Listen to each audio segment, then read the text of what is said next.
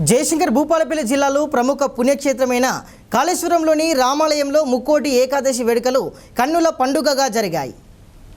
ముక్కోటి ఏకాదశి సందర్భంగా కాళేశ్వరంలోని రామాలయంలో స్వామివారి దర్శనానికి వెళ్లే ఉత్తర ద్వారం ప్రాంగణాన్ని బంతిపూలతో అలంకరించి ముస్తాబు చేశారు. గరుడ వాహనంపై ఆసీనులైన సీతారామచంద్ర స్వామి వారిని భక్తులు ఉత్తర ద్వారం గుండా ప్రవేశించి దర్శించుకున్నారు.